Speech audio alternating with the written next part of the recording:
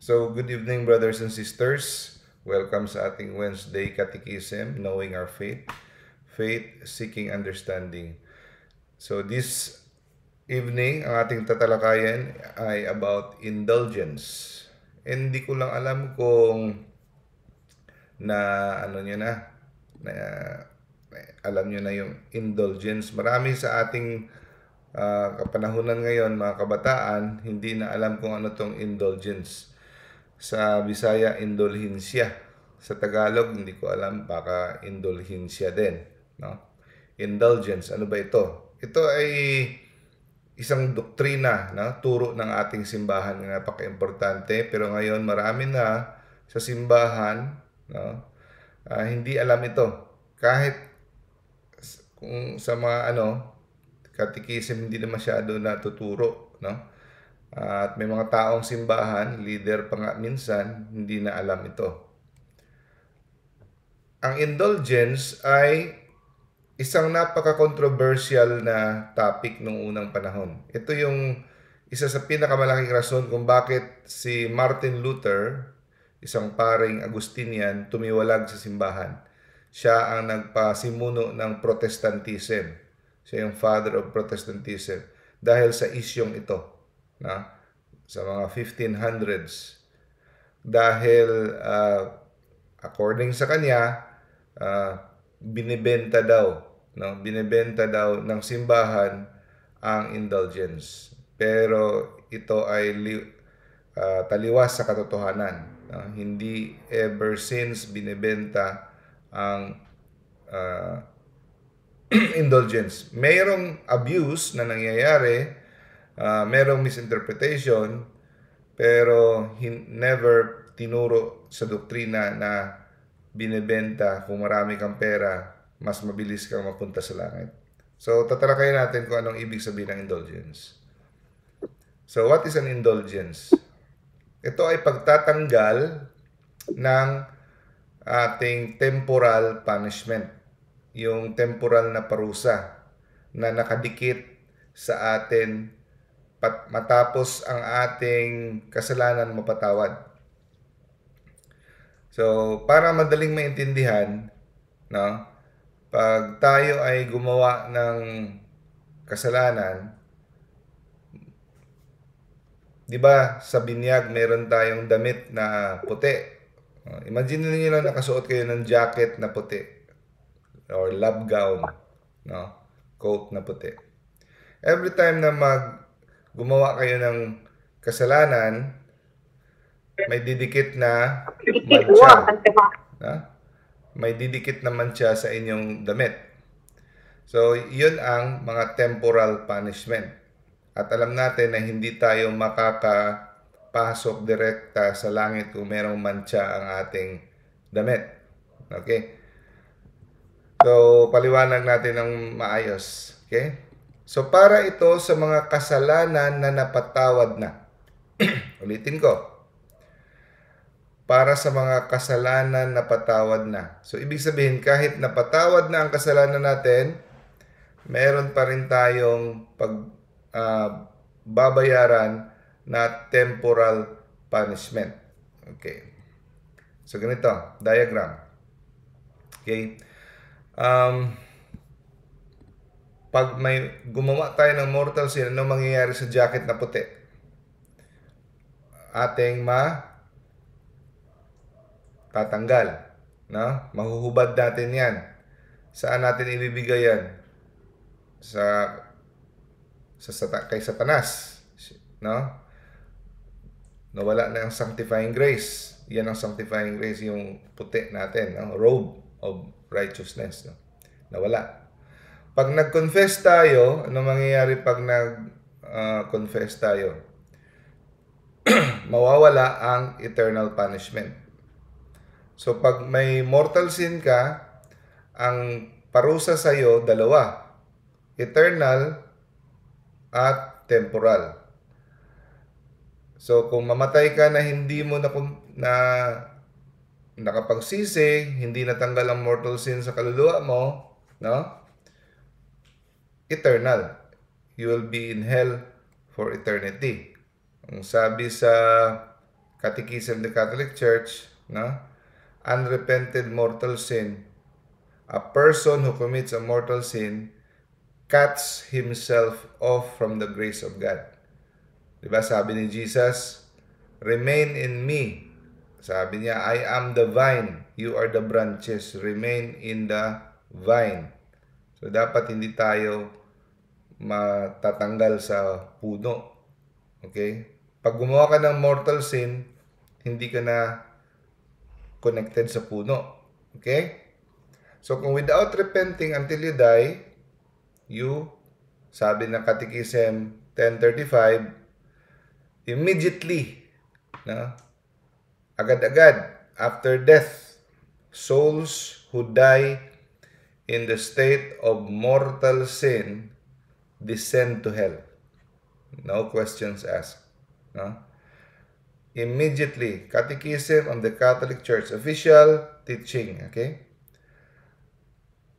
Ang mga taong namatay in the state of mortal sin, agad-agad mapupunta sa impyerno. Eternal separation from God. Okay? Now, ano mangyayari pag nag-confess tayo? Valid confession. Matatanggal yung eternal punishment. No? Mababalik ang sanctifying grace. Mababalik yung jacket natin na puti. Kaya lang, may nakadikit pa rin doon na mga mantsa. Kasi galing yan sa putikan eh. Galing yan sa diablo eh. Di ba? Siyempre, maraming nakadikit na putikan dyan. Ang sabi nga ni Saint Francis, hindi Francis, Frances, babae siya, of Rome, March 9, 1440 ang kanyang feast day. Sabi niya, pinakitaan siya ng vision ni Jesus na after ang isang mortal sin, like for example, nag-watch ka ng pornography, no? Ang X-rated.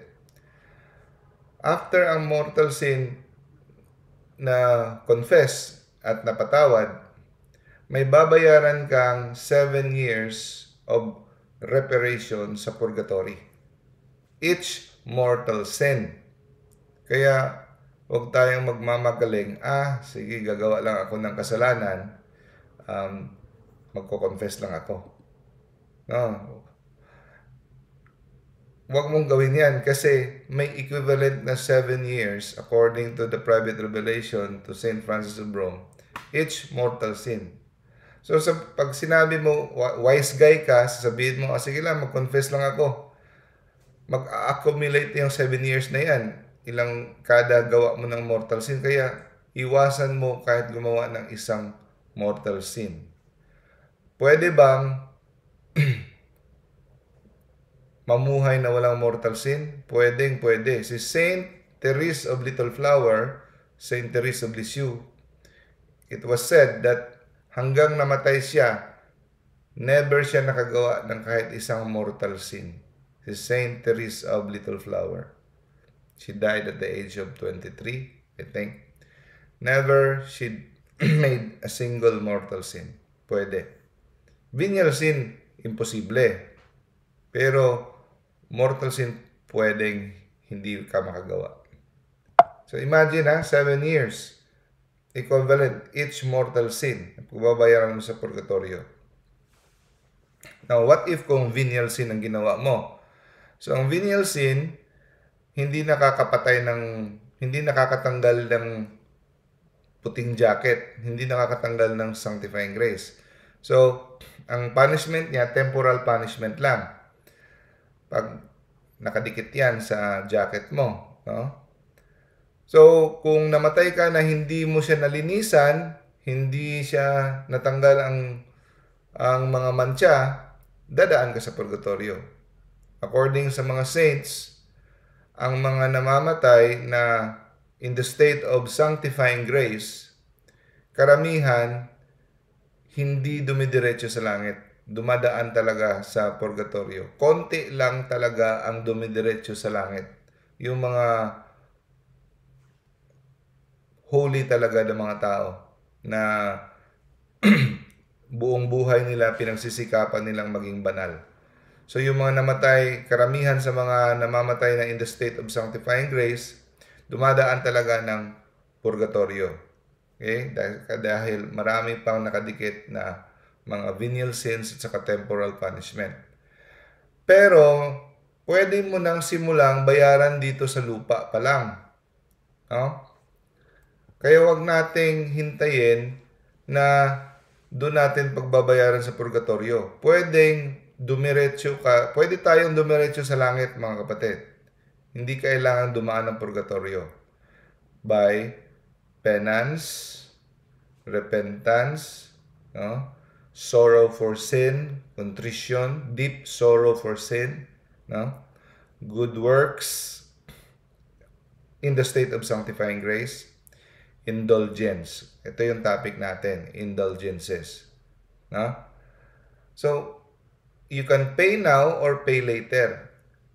Pero mas better if you pay now kasi mas malaki ang discount pag ngayong buhay ka pa. Pag pag nasa purgatorio ka na, wala nang discount. Malaki ang discount pag if you avail the promo now. Sa di ba? Kagaya ng mga di ba, plea bargain agreement sa mga may kaso. Pag may deal usually ang mga abogado sa mga pulis sa mga kriminal. Pag inamin mo ang krimen, ito na lang yung parusa mo. For example, instead of 40 years, 10 years ka na lang. Makukonte pag inamin mo. Pero pag hindi mo inamin at na-prove ka na guilty ka, so, the full extent of the law. Pero pag inamin mo, hindi mo na kami pinahirapan, ito lang sentensya mo. Gayan din. Pag sinimulan mo ng labhan dito sa lupa ng mga sufferings, ng offering ng iyong mga sacrifices, penance, fasting, good works, malaki ang discount. Okay? So, you can either pay now or pay later. Mas maganda pay now. Now,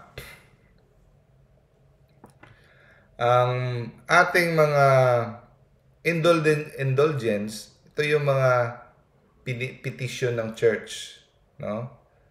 Ang simbahan na nagpepetisyon sa Diyos to accept those satisfaction. So, ang tanong ng ibang mga sekta at ibang Katoliko, bakit meron pang temporal punishment? Di ba pag pinatawad tayo ni Lord, tanggal lahat yan, puting-puti, no? Hindi niya na iisipin ang kasalanan. Nasa Bible ba ang temporal punishment? Yes, nasa Bible. God requires satisfaction for our sins. Kasi ang kasalanan, mga kapatid, kada kasalanan, merong damage na nangyayari. Hindi natin nakikita, hindi natin naiintindihan, pero may damage siya sa tao at sa Diyos. No? Etong rason ng iba.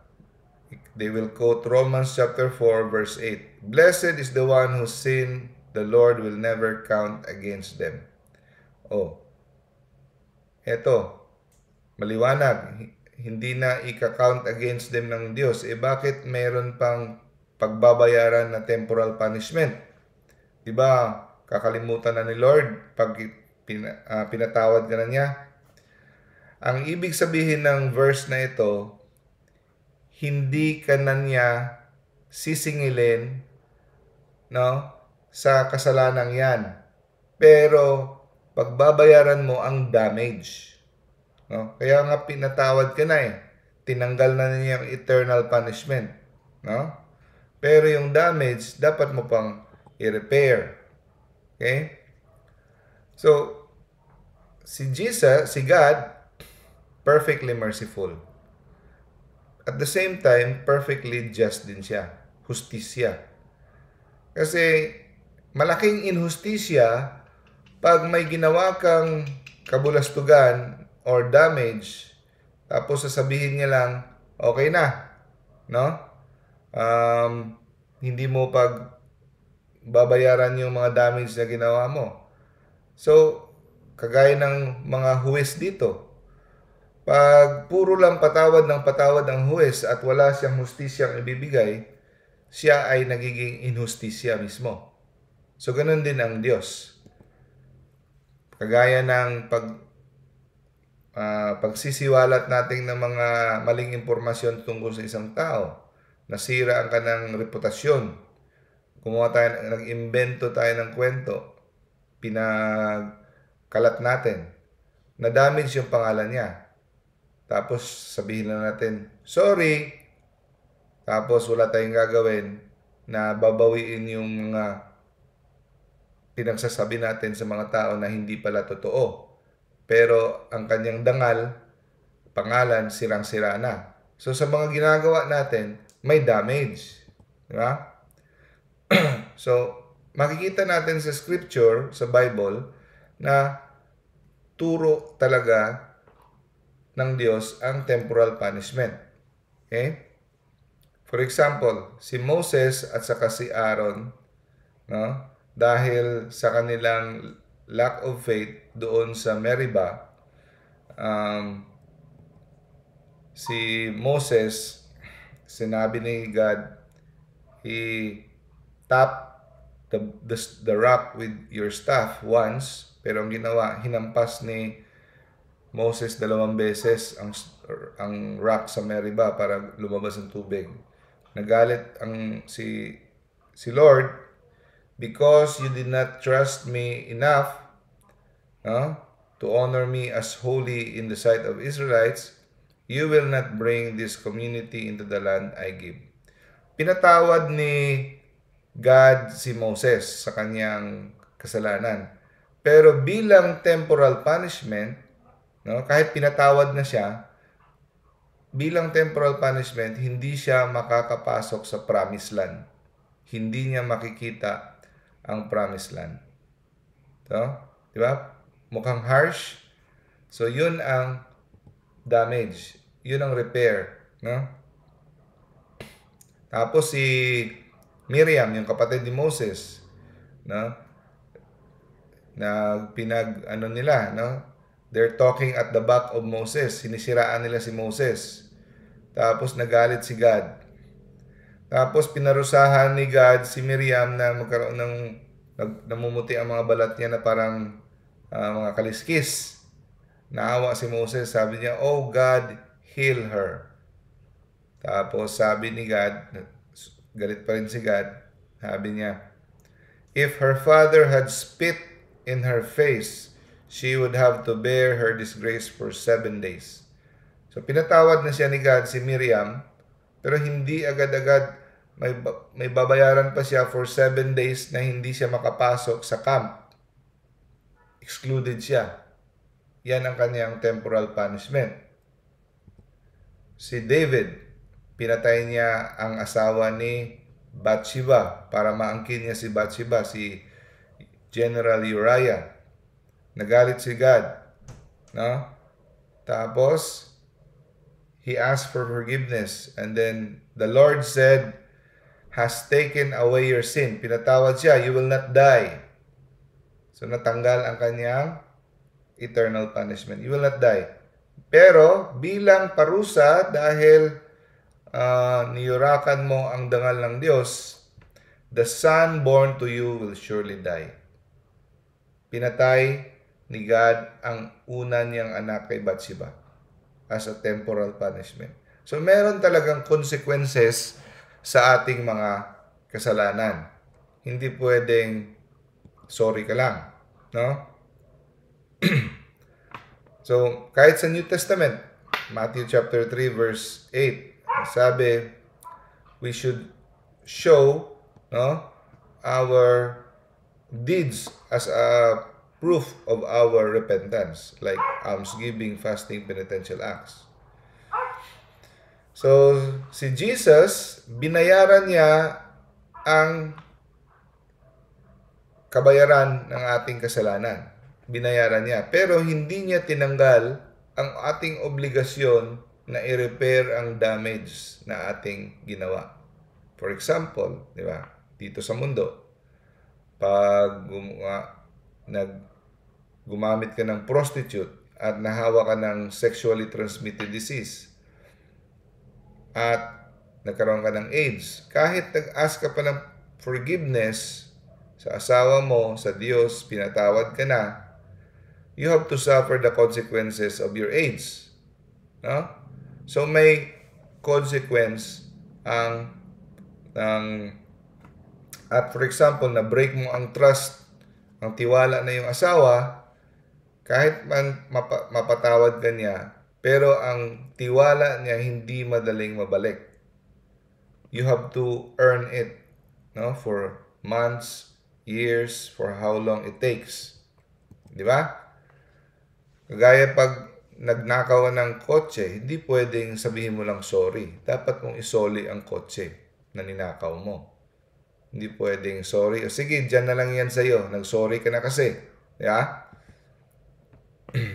At sa Hebrew chapter 12 verse 6, kahit sa Bible, yung sabi, dinidisiplina ni Lord habang tayo ay buhay. No? Dinidisiplina niya tayo. So kung tayo ay magre-relax na lang dahil binuhos na ni Lord ang kanyang dugo, wala tayong gagawin, hindi siya tugma sa Biblia, kasi dito sa mundo, ipapadana sa atin ang disiplina. Now, sabi ni Peter, no? So then, since Christ suffered physical pain, you must arm yourselves with the same attitude. So dapat gayahin natin ang ating Panginoon na nagdanas ng mga paghihirap sa pisikal. For if you have suffered physically for Christ, you have finished with sin. So ang ibig sabihin nito, parang pinagbayaran mo na ang mga epekto ng kasalanan, like temporal punishments, kung ikaw ay nag-suffer kagaya kay Christ. No?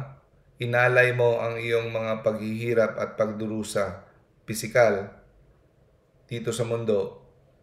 Ito ay nakakatulong sa pagtanggal ng mga ating obligasyon sa pag-repair ng mga damage na ating ginawa ng ating kasalanan. So, may mga tao na pagtapos nilang mamatay dito sa mundo, hindi na sila magdadaan sa parusa sa purgatorio dahil dito pa lang, no, ginaya na nila ang ating Panginoon. Tandaan niyo itong verse na ito. No? Since Christ suffered physical pain, you must arm yourselves with the same attitude. Kaya yung mga taong sanay sa hirap, yung mga saints, sinasadya talaga nila na nag-aayuno, hindi natutulog ng mataas dahil sa prayer, penance, no? They are suffering physically, persecuted. Nalabhan na nila ang kanilang damit, puting-puti na with the blood of Christ. Kaya diretso na sila sa langit. Revelation, sabi, nothing unclean will enter. So kahit konting mantsa sa ating damit, hindi pwede makapasok. Sabi sa Matthew chapter 5, we must be perfect because our Father in heaven is perfect. So walang bahid ng kahit konting dungis. No? Hebrew chapter 12, no? Ito last part, basahin natin. And to a judge who is God of all, and to the spirits of just men made perfect. So gusto niyo maghanap ng verse of purgatory, ito. Ang espiritu ng mga banal na mga tao, ginawa pang perfect. No? So, mga banal na tao, yun yung mga namatay na may sanctifying grace. At they were made perfect pa. So, ito ay nagtutukoy sa purgatorio. At itong 1 Corinthians chapter 3, nagtutukoy din sa purgatorio.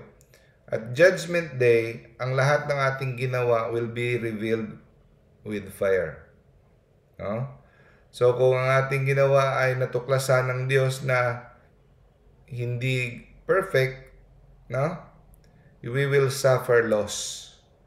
Pero maliligtas tayo dahil meron tayong sanctifying grace, no? But we will be saved through the fire. So dadaan talaga tayo sa apoy. Ibig sabihin nito ng purgatory, that we will be made perfect. Kasi, di ba ang sabi, ang requirement ni God, love God with all of your heart, all of your mind, all of your strength, all of your soul. Dito sa inyo, may makakapagsabi ba sa inyo na mahal niyo ang Diyos with all of your mind, heart, strength? Wala, di ba? Kasi bakit wala? Kasi attached pa yung ating heart sa ating career, sa ating mga pinapanood ng mga palabas, mga pagkain, kung ano yung mga tour abroad, mga kotse natin, mga hobbies, mga friends. Di ba? Kahit sa prayer, distracted ka. Napupunta yung mind mo kung saan nakaset yung heart mo. Doon siya pumupunta during prayer, distracted. So, anong nangyayari? Anong mangyayari sa purgatorio? Tuturuan yung puso natin na magmahal sa Diyos. Lahat ng attachment natin sa mga earthly at material things will be cleansed. At ang mangyayari ito, tuturuan na mag-love kay God with all our heart, all our mind, and all our strength. Walang makakapasok sa langit na hindi perfect ang love mo kay God. So, napaka-sinungaling mo siguro pag sinabi mo ng all talaga, 100%, di ba?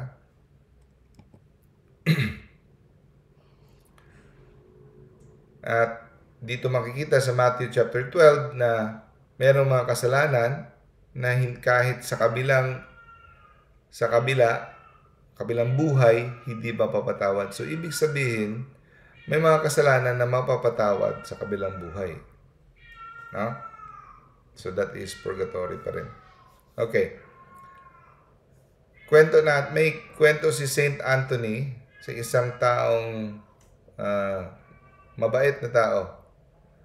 Kasakit siya, sobrang dusa niya sa sakit niya na hindi na niya makayanan. Nag-pray siya na kunin na siya. Kasi hindi na niya kaya talaga. Lord, kunin mo na ako. One day, nagpakita sa kanya ang anghel. Sabi ng anghel, pinadala ako ng Diyos at binigyan ka ng choice. Mamili ka, no? Mananatili kang magdusa for another 1 year sa sakit mo, no? At pagkatapos nun, you will go straight to heaven. Or,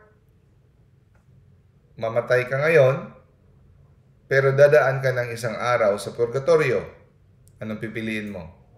Sabi, okay na sa akin yung isang araw sa purgatorio. Sige, okay na mamatay ako ngayon. Gusto ko na mamatay ngayon kasi hindi ko na talaga kaya ang pagdurusa sa sakit ko. So, namatay siya. And then, nung pumunta yung angel sa kanya para i-console siya, no, sa paghihirap niya sa purgatorio, sinalubong niya kaagad ang anghel, sabi niya, ikaw, niloko mo ako. No? Andito ako at least 20 years na. Sabi mo isang araw lang. Ang sagot ng anghel, hindi mo ba alam na hindi ka pa nalilibing? So, ibig sabihin mga kapatid, feeling natin, ilang taon na ang lumilipas, 20 years, pero ilang araw pa lang, hindi pa siya nalilibing. Mga 2 araw pa lang lumipas. Pero para sa atin, kung tayo andun sa purgatorio, iba ang oras. No? Kaya huwag kang mag-ambisyon na, okay lang, kahit purgatorio. Kasi,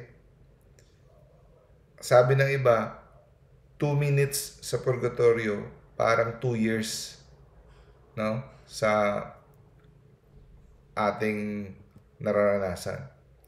Nung tinanong si Padre Pio, ano katagal ang mga karamihan ng mga kaluluwa na mag-stay sa purgatorio, mga average, sagot niya, at least 100 years.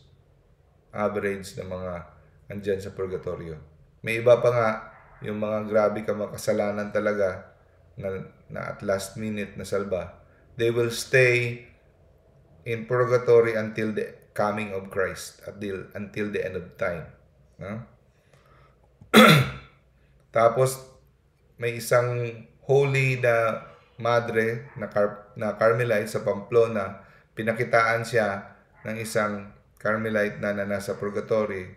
Sabi niya, ang kasamahan nila na nasa purgatory, average stay, Carmelite yun mga madre, 30 to 60 years. Dahil yun sa temporal punishments natin, mga kapatid. Buong buhay nating naiipon ng mga mantsa sa ating damit sa binyag, damit pangkasal. No? So, ang ginawa ng Diyos,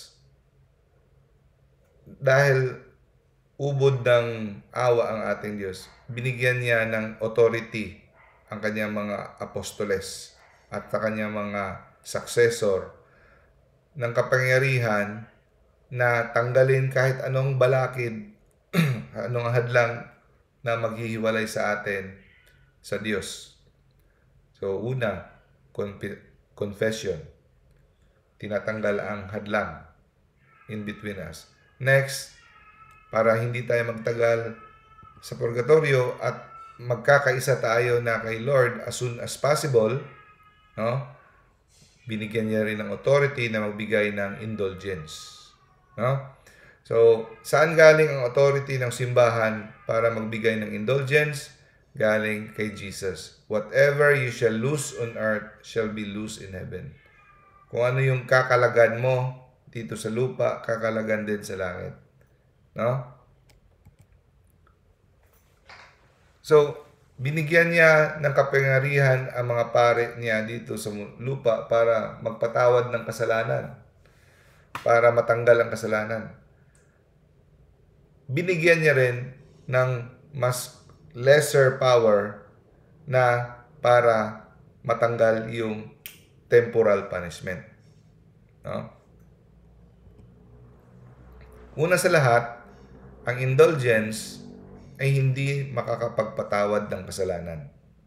Di ba? Ang tinatanggal ng indulgence ay ang punishment na natitira pagkatapos mapatawad ang kasalanan. Okay? Matapos mapatawad ang kasalanan. Tinatanggal niya ang parusa na natitira. Kasi matapos kang mag-confess, natanggal ang eternal punishment, may natatanggal rin na temporal punishment. Kaya nga binibigyan ka ng penance, penitensya. Minsan, hindi ka mabibigyan ng penitensya, makakalimutan ni Father. Pwede mo siyang sabihin, Father, ano yung penitensya ko? Kasi importante yung penitensya, kasi nakakatanggal yan, mababawasan or pwedeng maubos ang temporal punishments. Oo. Kaya importante. So, again, hindi nakakapagpatawad ng kasalanan ng indulgence. Ano lang nakapagpatawad? Confession at repentance. Okay? At hindi ka makakatanggap ng indulgence pag you are in the state of mortal sin. No? So, paano natatanggal ng simbahan ang temporal punishment by means of indulgence? Saan galing? So, ito ay galing sa deposito. Parang isipin niyo pera. Pera. Mga pera na sobra na hindi nagamit ng dating administrasyon. Parang savings. Example, may bagong umupo ng mga opisyal ng gobyerno. Yung dating opisyal ng gobyerno na umalis, na pinalitan, nakapag-iwan pa siya ng ilang milyon. Yun ang hindi nagamit.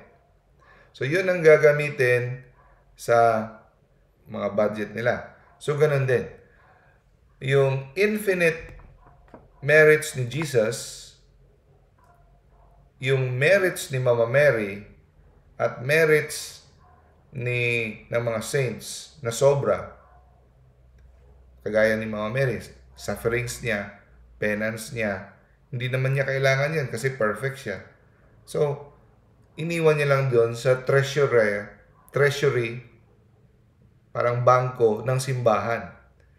So, nakaipon doon lahat. Yung mga merits ng saints, merits ni Jesus sa cross. Doon, binigyan ng authority ng Diyos ang simbahan na doon siya kukuha para ipamimigay sa mga tao na maghihingi ng indulgence para pangtanggal sa kanilang mga temporal punishments sa kanilang kaluluwa. Okay? Kuha.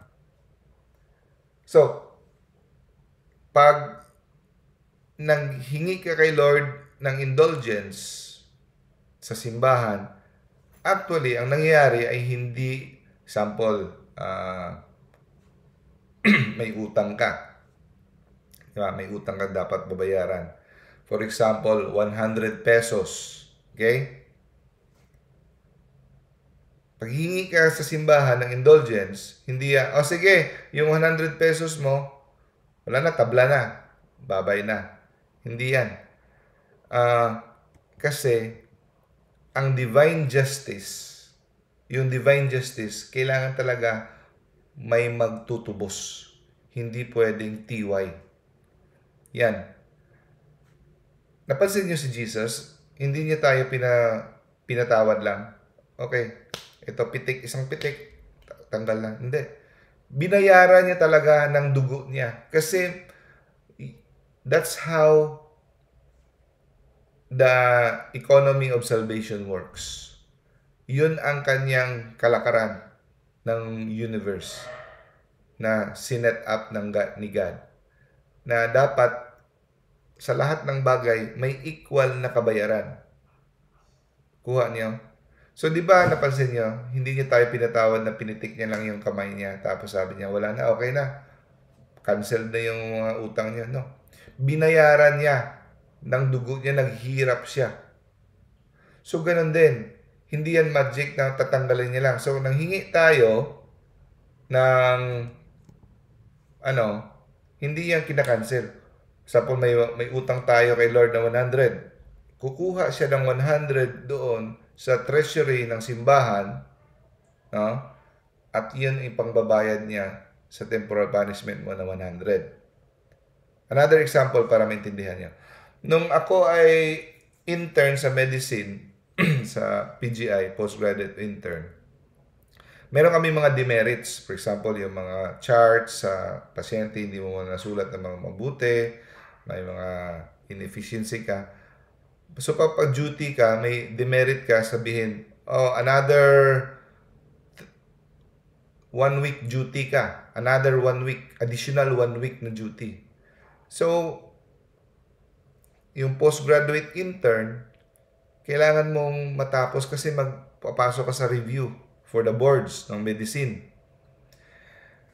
So, para isang way para mabawasan yung demerits mo, yung extension mo na duty, sabi ng aming residents, pwede mong pagbabayaran yung extra duties, mag-donate ka ng dugo. Kasi marami dito sa hospital kailangan ng dugo.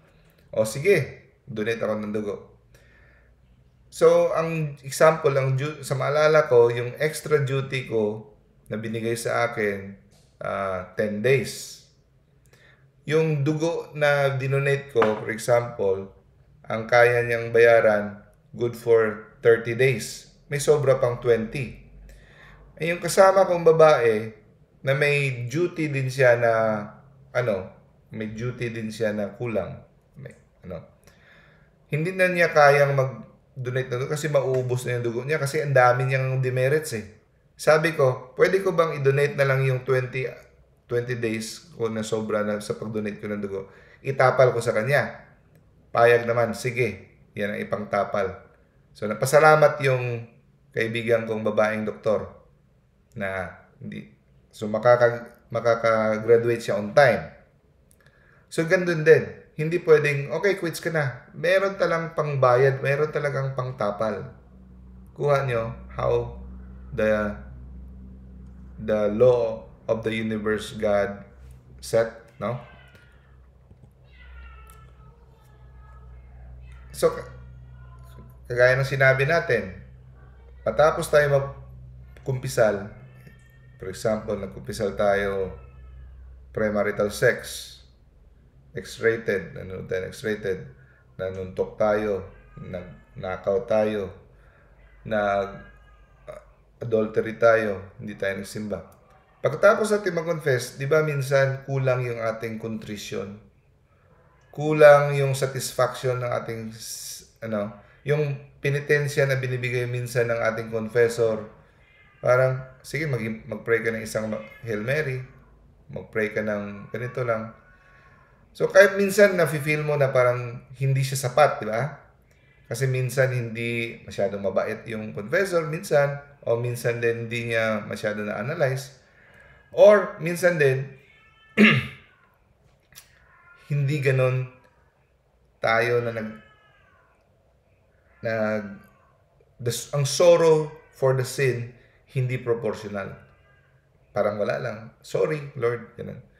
Kaya, kulang. Hindi pa natatanggal yung, na-expiate yung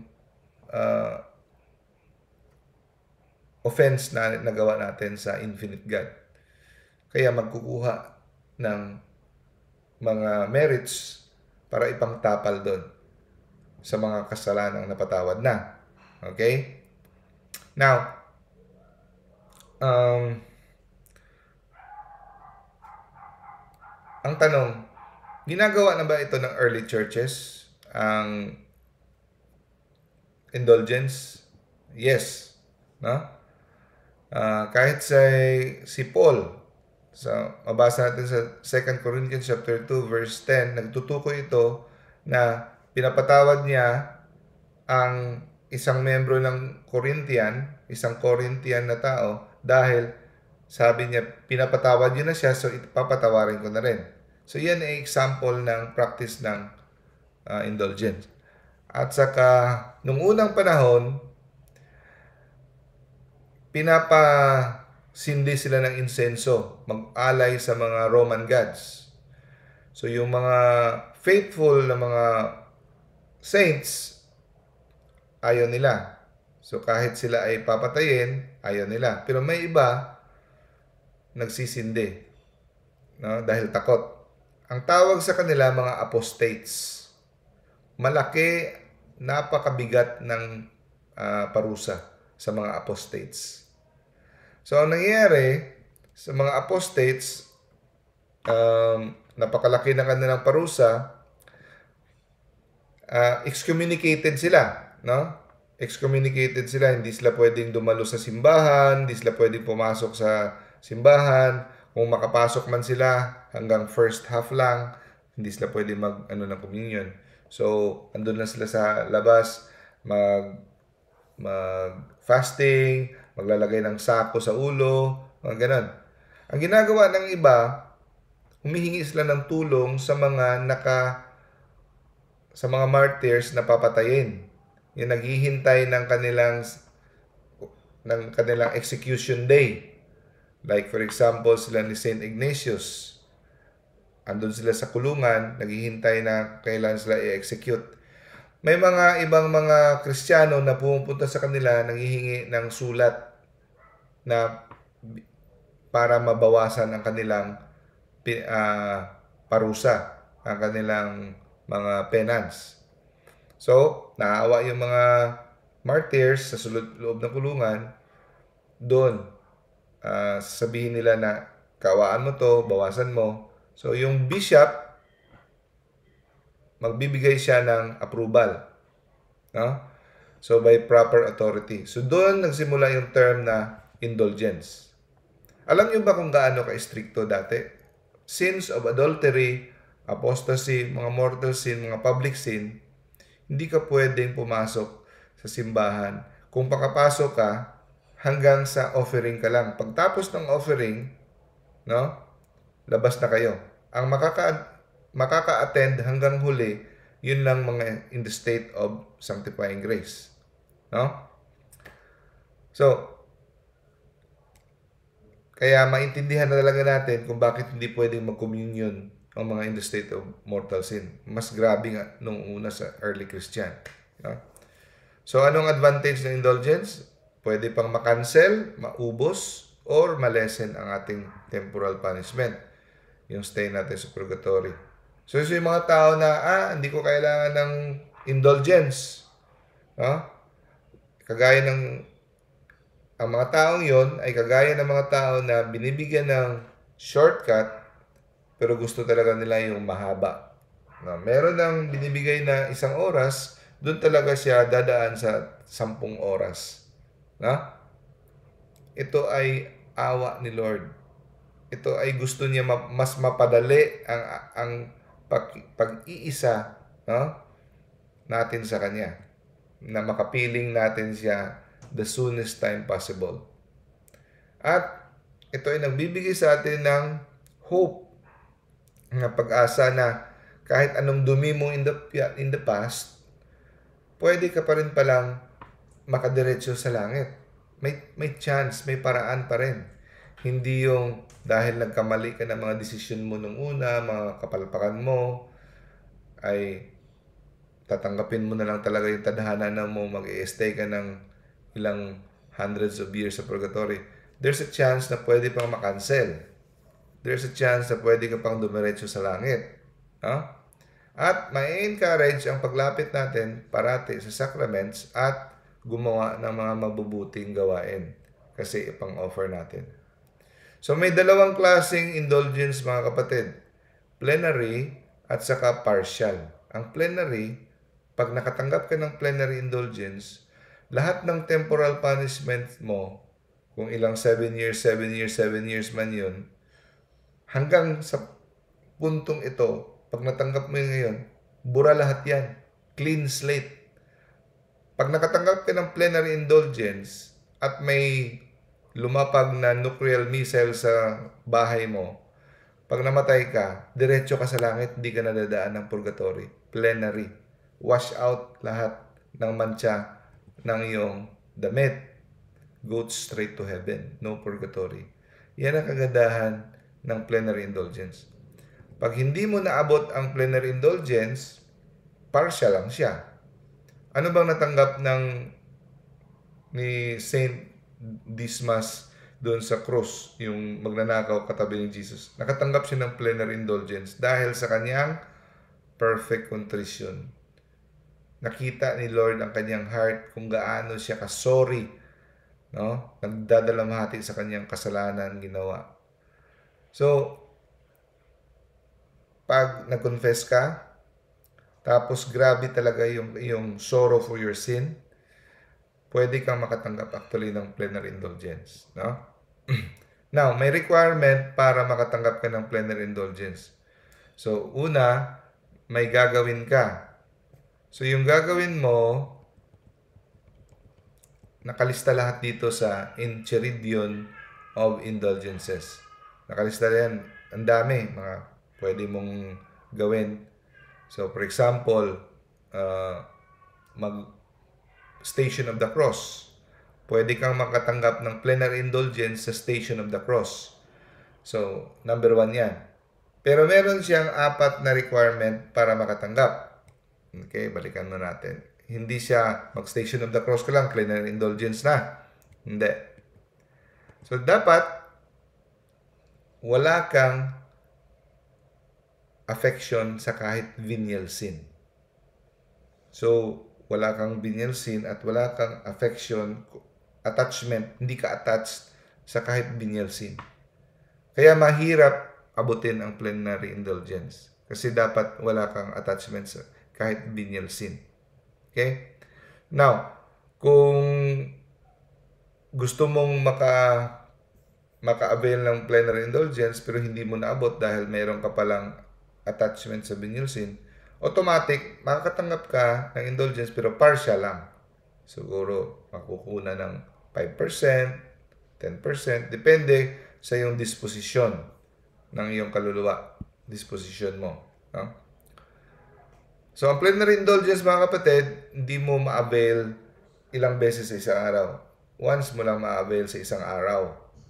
Okay? So, nasabi natin yung partial indulgence. Hindi lahat. Partial lang. So, magdepende rin kung ano kahirap ang ginawa mo, ganun din kalaki ang indulgence ang matatanggap mong partial. No? Kung may mabasa nyo sa libro, makakatanggap ka ng 300 days indulgence. Hindi yan ibig sabihin matatanggalan ka ng 300 days sa purgatorio. Hindi yan ibig sabihin. Ang ibig sabihin yan, 300 days matatanggal sa yung parusa sa kung ikumpara sa primitive church. Like for example, sa una, 7 years ang kanilang parusa sa apostate. 7 years.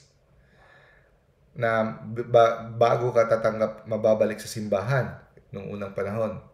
So, matatanggalan ng 300 days. So, konti na lang. So, yun ang ibig sabihin. No? Now, malalaman ba natin for certain, masusure ba natin kung ano kadaming plenary, anong indulgence ang ating natanggap? Ang sagot, hindi. Magdedepende kay God. No? No one knows how much the penance of all satisfied God's justice. No? Hindi natin alam kung ilang indulgence ba. Tapos, okay na ako, safe na ako. No. We only hope. Ang alam lang natin, the more indulgence na matanggap natin, no, the less time we spend in purgatory. Mas konti ang ating time na pagdadaanan sa purgatory, the more indulgence ang matanggap natin. Kaya mga kapatid, napaka-importante na doktrina na turo ito ng simbahan. Let us take advantage. Ramihan sa atin, hindi na natin alam to. No? Kaya maglilinger tayo na matagal sa purgatorio. Kung makakapurgatorio tayo.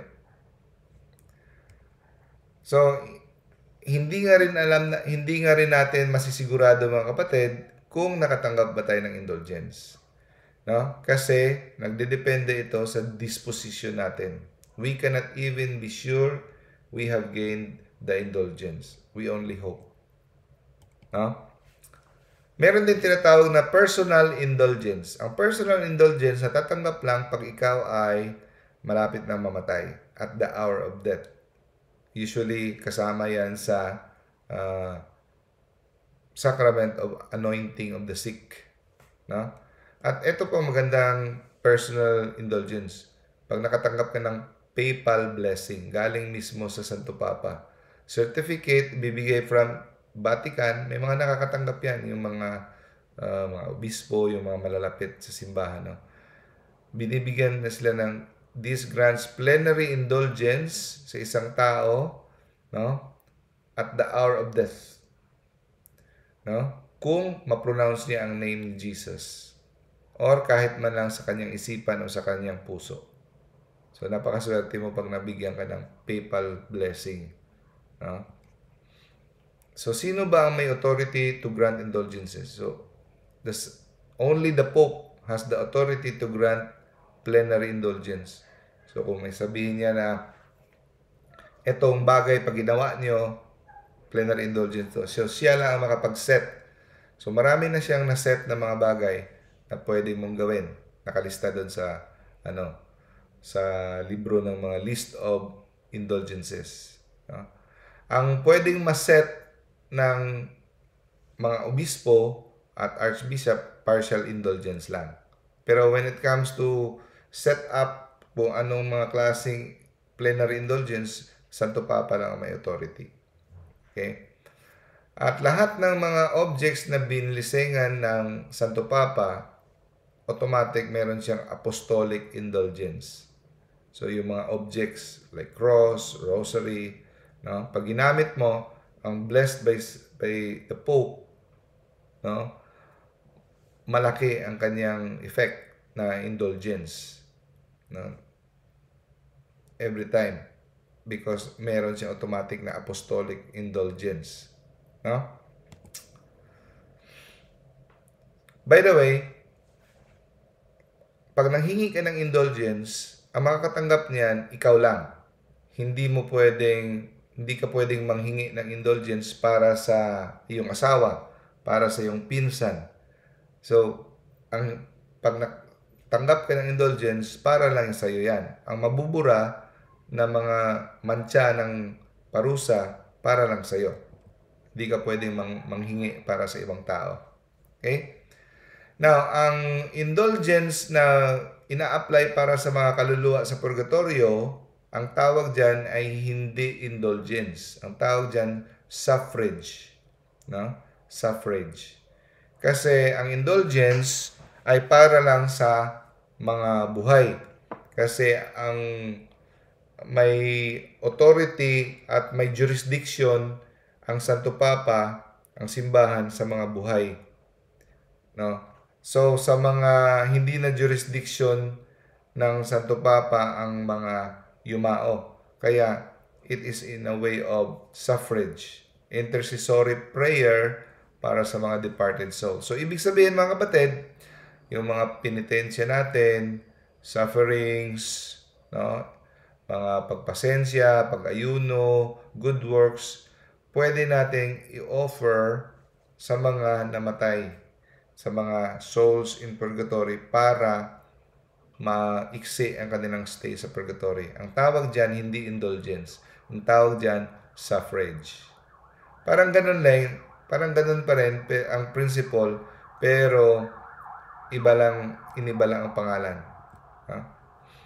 At mali na hindi daw pwede nating sabihin na, okay na si yung tita ko, pinag-pray ko, pinag-offer ko, no, ng ganitong prayer, 100% andun na siya sa langit kasi pinag-prayhan ko na siya ng ganitong suffrages. Hindi proper. Kasi it depends on God's response. Magdidepende sa response ni God to the intercession that is offered. So, hindi tayo makasigurado na siya andun sa langit kasi nakapag-pray na tayo. So, anong gagawin natin para makapag-receive ng indulgence? Perform the work. Okay? Anong mga work? Papakita ko sa inyo mamaya mga example. Pero yung complete talaga, hindi natin masabi ang lahat ng mga gagawin kasi mahaba andun sa libro. Pero bibigyan ko lang yung sample. No? Next, we should be in the state of grace.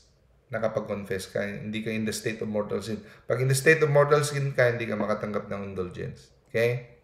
So, kahit ang venial sin, dapat wala kung gusto mo ng plenary indulgence. Pero kung may venial sin ka, ang matatanggap mo, partial indulgence lang. Okay? So, kahit yung the indulgence satisfies for sins already forgiven kahit sa venial sin. No? Hindi siya nakakapagpatawad ng kahit venial sin ang indulgence. Dapat na humingi ka pa ng tawad kahit sa venial sin. Next, dapat may intention ka na makatanggap ng indulgence. Hingin mo kay Lord.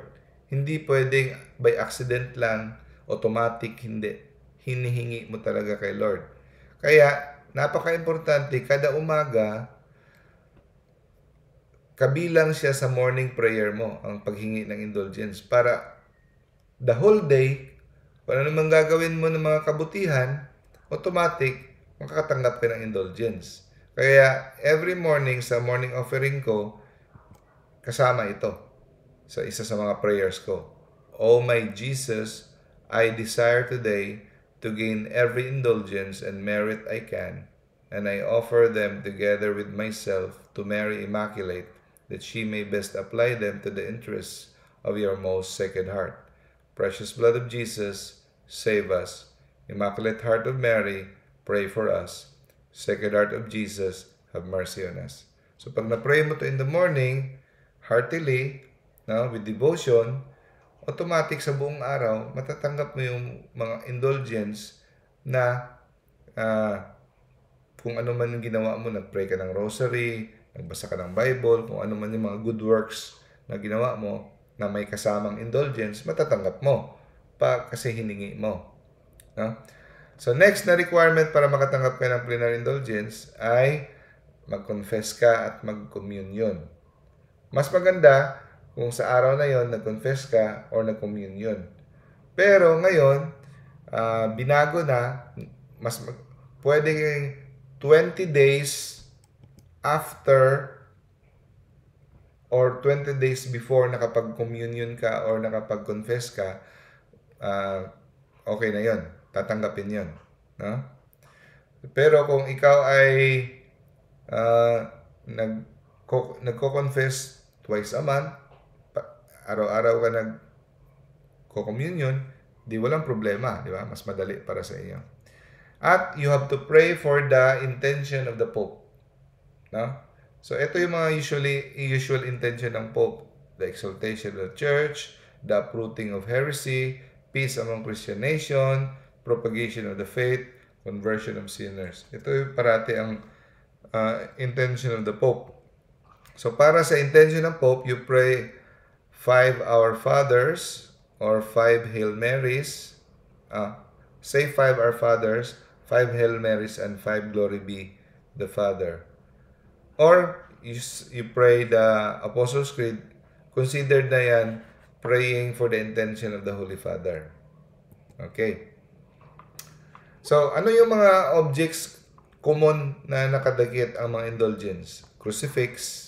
Every time you kiss the crucifix, every time you use the crucifix, katanggap ka ng indulgence, partial. Medals, ng Miraculous Medal, no? Marami nakadikit na indulgence. No? Scapular, rosary. Every time you make the sign of the cross, may indulgence. Every time you genuflex sa simbahan, may indulgence. No? So, ito yung mga most indulgence na mga prayer. Rosary, the Way of the Cross, Angelus, Litany of the Blessed Virgin, Acts of Faith, Hope and Charity, Prayers of the Mass, Prayers at the Hour of Death. Yan, may examples of plenary indulgence we can do every day. Adoration in front of the Blessed Sacrament for 30 minutes. Station of the Cross. Rosary na may kasama. No? Or in rosary inside the chapel or church. Reading the Bible 30 minutes at least a day. No? Makatanggap ka ng plenary indulgence. Ha? So sa mga short prayer na mga puno ng indulgence, prayer before in front of the crucifix. May prayer before the crucifix. Yung prayer after Holy Communion. Prayer of resignation to the will of God. Prayer to Christ the King. Yun. May mga plenary indulgence yan. Numerous ejaculations. Ano ibig sabihin yan? Mga burst prayers, short prayers like, Blessed be God. Praise be Lord Jesus Christ. No? My Jesus, have mercy on me, a sinner. Mga ganon. No? Like, Sacred Heart of Jesus, your kingdom come. Or all of you, most Sacred Heart of Jesus. All for you. Most Sacred Heart of Jesus. All for you. So, mga short prayers na puno ng mga indulgence. So, ang prayer, pag iniba mo masyado, dinagdagan mo, or tinanggalan mo yung mga prayer na sinabi, maapektuhan yung indulgence. No? So, ito yung summary. Yung 5 conditions. Sacramental confession, 20 days before or after. Holy Communion, 20 days before or after. Pray for the intention of the Holy Father. Say the Creed or Our Father. Complete detachment from all sin, even venial sin. Number 5, specific prayers or works declared by the church. Yun yung pinapagawa. Now, punta tayo sa Divine Mercy Sunday. Kasi, next Sunday, Divine Mercy Sunday. Bakit ko sinali ito? Kasi, ang pinakahirap dyan, yung complete detachment for all sins. No? Kaya hindi natin natatanggap ang venial sin. Ay hindi natin natatanggap ang plenary indulgence dahil ito yung pinakamahirap sa lahat. No? Wala kang attachment kahit venial sin. Pero may good news. Sa Divine Mercy Sunday, sabi ni Jesus kay Saint Faustina, I am giving them the last hope of salvation, that is the feast of my mercy. No? The feast of my mercy.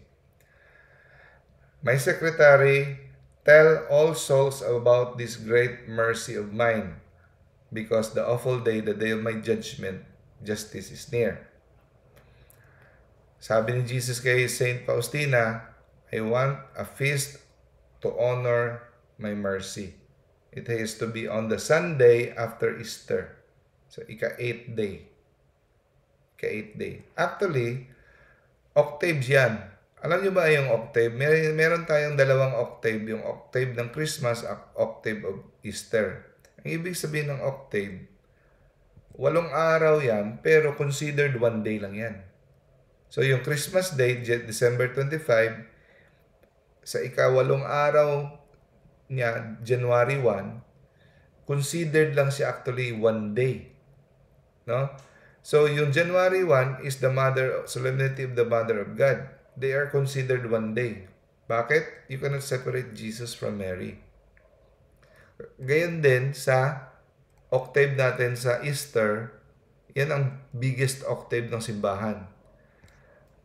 Easter, yung pagkabuhay, hanggang sa Divine Mercy Sunday culmination, they are considered 1 day. No? So, it does not replace Easter. They are the same day, celebrated as 1 day. Kasi sa mga Hudyo, may mga piyesta na hindi kayang i-celebrate sa isang araw lang. It drags for 8 days. Saint Augustine calls it the greatest day. Yung ika-8th day after the next Sunday, Dominica in Albis. Doon hinuhubad ng mga nabinyagan ang kanilang damit na puti. So sinusuot nila yan ng buong linggo.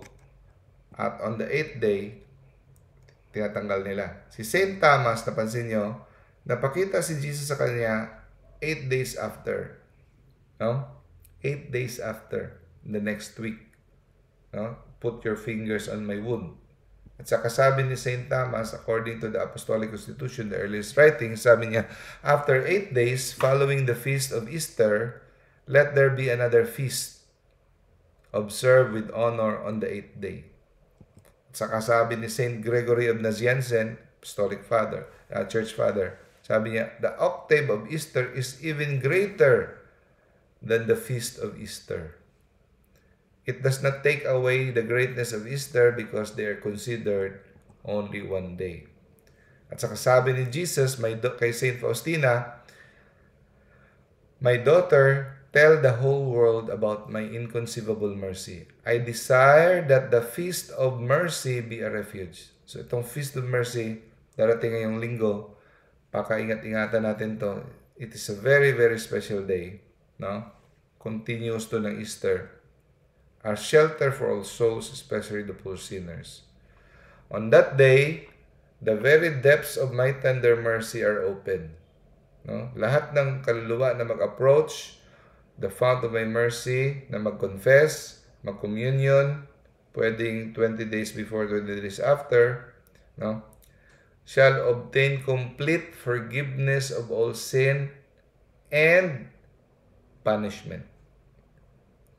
Again, of all sins and punishment. Pati yung temporal punishment.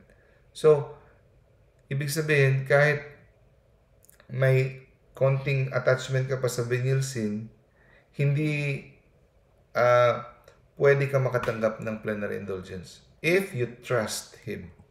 No? So, yung plenary indulgence na ordinary, given by the church, itong extraordinary promise na binigay sa Divine Mercy Sunday, given directly by God Himself. No? By God Himself, hindi ang church. So, ngayong Sunday, pag nag-attend kayo, you pray this prayer inside the church when you want to receive. No? So, daanan muna natin yan, babalikan natin yan, it will be our closing prayer. No?